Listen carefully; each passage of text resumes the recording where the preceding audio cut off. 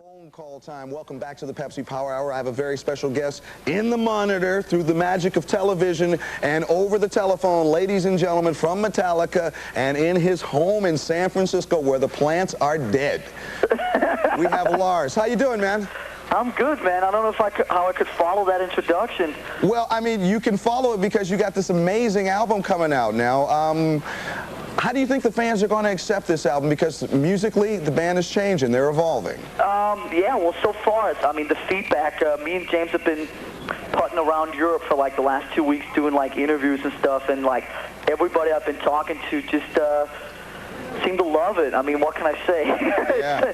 That's not me talking. That's just the feedback that I get. You know, everybody just, a lot of people are saying, you know, this is like the record that it always sounded like we were trying to make, but just never really were able to, like, put together. And just, I think people, I don't know, a few people kind of, like, have been telling me that they were, like, a little freaked out right before they sat down and, like, check it out and stuff. But, you know, within about, like, 30 seconds or something, they just know that it's just good old Metallica. It's just sounding a lot better than we ever have before, you know. Just guitars, drums, everything just come crushing at you, but it just sounds a lot bigger. It sounds a lot warmer. It sounds a lot more, kind of has a lot more emotion and stuff in it, and just the songs are just a little more condensed. I mean, I think people have been just making a little bit too big of an issue out of the whole thing with Bob Rock and the fact that we just changed, you know, the songwriting around a little bit. And I've actually think it's been pretty fun just to kind of kick back and watch all the hoopla and all the frenzy around me and just sort of sit and laugh, you know, and just kind of go, why are people getting so, you know, why are they getting so frenzied out over nothing? It's just us doing, you know, something a little bit different, but it's still very much Metallica, you know. Well, I tell you, the reason I think most Canadians are excited because Bob Rock is Canadian. And, you know, I know. We had, like, Canadian flags up in the studio. I tell you, man. It's just, you know, like, James is, you know, I'm Danish, so I have, like, my Danish flag on my drum kit as usual, and, you know, James has an American flag on his amps, and, you know, it didn't take Bob all but, like, 5 minutes to get, you know, a couple Canadian flags up in the studios, and we were, like, Battle of the Nations, you know, in the control room.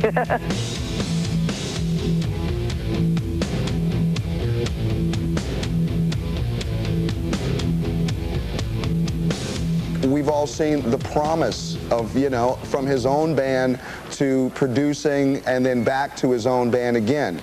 And now that he's working with, you know, one of the greatest bands on the face of the earth, you know, I mean, it's a meeting of minds. But a producer, did he act more like a filter for you?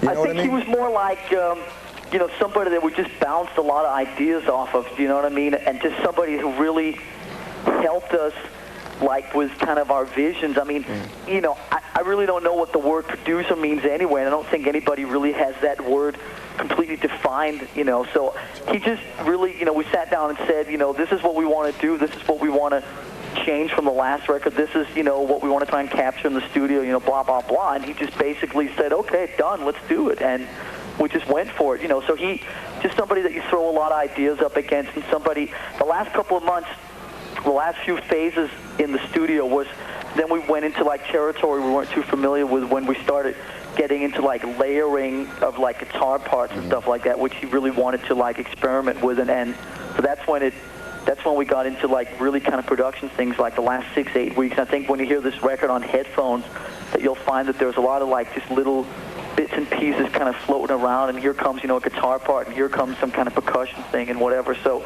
that's when his quote-unquote expertise really kind of came through in the last, you know, like 6-8 weeks with the kind of production stuff, you know. But everything else is just more like getting sounds and getting good performances, you know. Now tell me, what's going to be happening at this major listening session? I don't know, man. I have no idea, because, like, this is something completely, like, unprecedented. It's like nobody has ever done anything remotely like this before, and it's like we're just sitting here going, yeah, okay, what if it, like, doesn't work?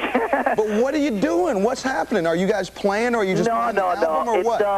You know, like, you know, about, you know, say, like, about a month ago, you know, up at the record company, you know, they always have these, like, rinky-dinky little, you know, advanced, you know, listening parties where they invite, you know, 30 members of the media and, you know, some other people from the business, and everybody stands around and pats lots of people, you know, that you don't want to talk to and drink with, but exactly, everybody stands around and just kind of jerk each other off and say, oh, you're great, and the album's great, and it's like, you know, just a lot of hot air, you know. So somebody along the way kind of suggested, wait a minute, why don't we do this for the people who like really appreciate it instead?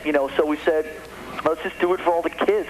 Yeah. So we got the biggest and most prestigious venue that we could get, which is basically Madison Square Garden. And we just said, okay, we'll play the album for 18,000 people who are interested in listening to it. So over the last week in New York, they've had all these like radio kind of things and just kind of like giveaways of tickets and stuff like that. And it's basically just a PA playing the new Metallica album to like 18,000 people who get in for free. And then we also have like about an hour's worth of video stuff kind of thrown in there in between, just kind of some stuff like documenting the band from the early days. And there's about a half hour worth of stuff of us making the record. We had this film crew documenting us making, the 8 months on this record. Cool.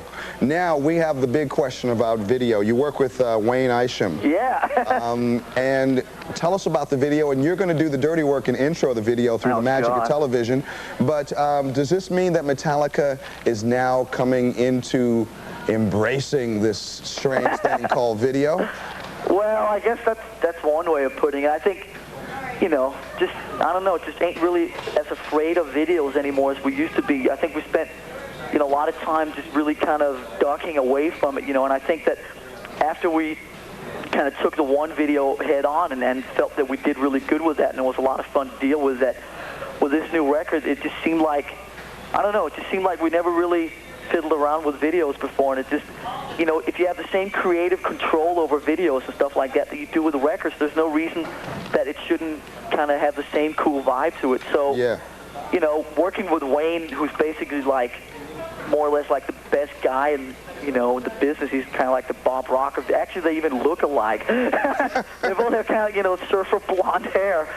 So, right. So, it was just cool. I mean, what can I say? I don't know, there's just something kind of fun about working with videos. I mean, this band's been going for 10 years. We have 5 records out. We've done 1 video, so it's like, it's kind of something that I almost feel like an urge to get going with. All right, you got to introduce the video. There, let's go. You got to do it. You got to do it. Here's the Canadian Super Duty world premiere, except for America, of our new video, man. It's from the new Metallica album called Metallica, man. And it comes out on August 12th. And this is the opening track on the album, and it's also actually the first track that we wrote for the new album, so it just kind of seems to fit that it's also the first video. So here you go. It's Enter Sandman. See ya. All right, Lars, thank you very much. Metallica cool, Mike.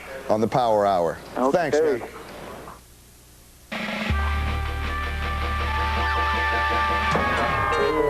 man.